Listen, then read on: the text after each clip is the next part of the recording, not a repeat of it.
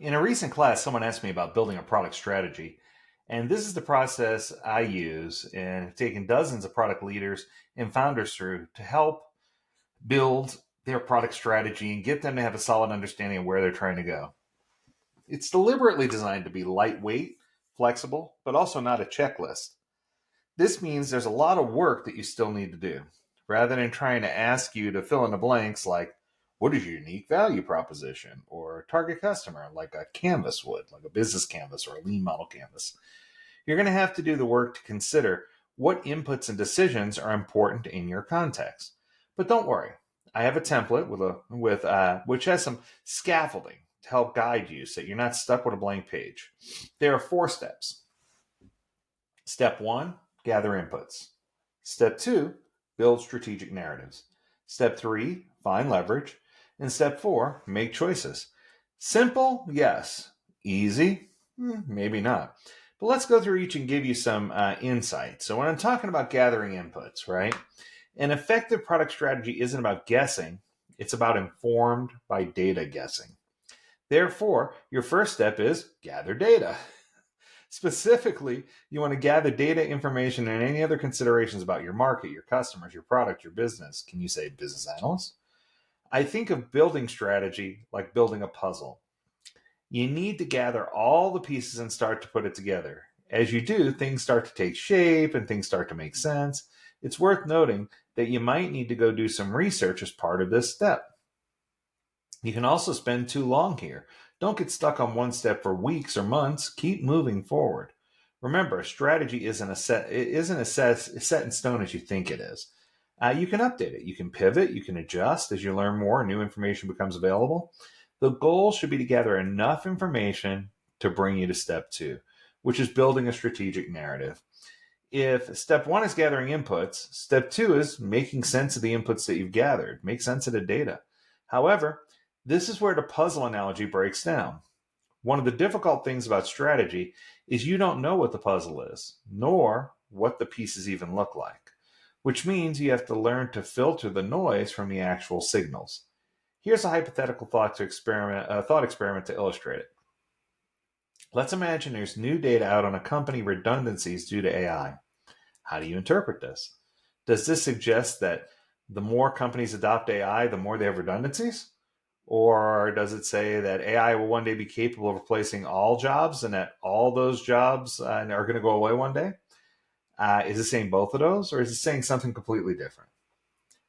Let's assume you gathered another data point that shows throughout history when there's been significant technological advances, whilst at first it replaced a lot of jobs, over the medium and long term, new technologies wind up creating more jobs, which has been the case, by the way, for every new emergent technology. That's a fun fact.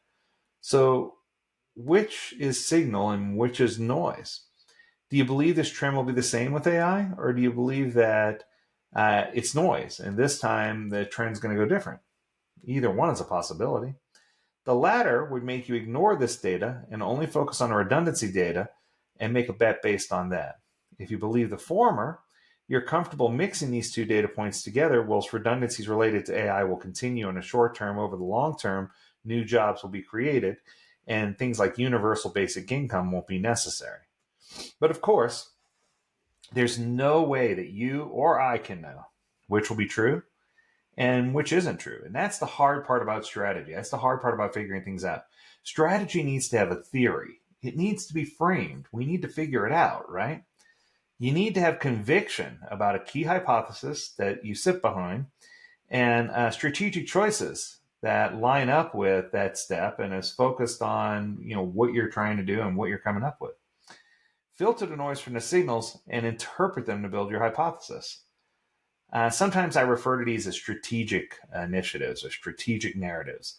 So a strategic narrative might be insights based on data plus a hypothesis about the future. So it's both, right? I don't just leverage one or the other. And that brings me to step 3, finding leverage. Your strategic narratives form the backbone of your strategy. They are the things that you're going to make bets against. And whilst they help guide you to where you're trying to go, they create the North Star thing, you still need to make choices in order to get there. That's where this step comes in. It's about ideating and narrowing down your different choices that you might want to take based on your narratives. However, I deliberately call this step leverage because one of the ways you do this is by thinking through the lens of leverage. Which choices are going to give me the highest return on investment? To make this tangible, when I do this with my clients, this step is typically where we spend the most time. It's where we start to look at what is our moat? What are our unique advantages? Pros and cons of all the different paths. What are we best positioned for versus what are we not positioned for? What are possible flywheels and other growth motions? If you're familiar with writings of Roger L. Martin, you can think of this as ideating on your how we will win, and the previous steps help you narrow down where we will play through the narratives, right? There's no magic approach for this step. It's honestly a lot of time around a whiteboard sketching out different approaches and possibilities. Think of it as like a po bafata at a whiteboard doing story mapping or journey mapping. My guidance based on this experience for this step is to take whatever time you need or whatever time you think you're going to need and double it, at least initially, until you get used to the flow of this and people start having good conversation. And finally, that brings us to choices. We need to actually make difficult choices. You can't just sit there and say, okay, I'm going to look over the data over and over and hopefully something will change.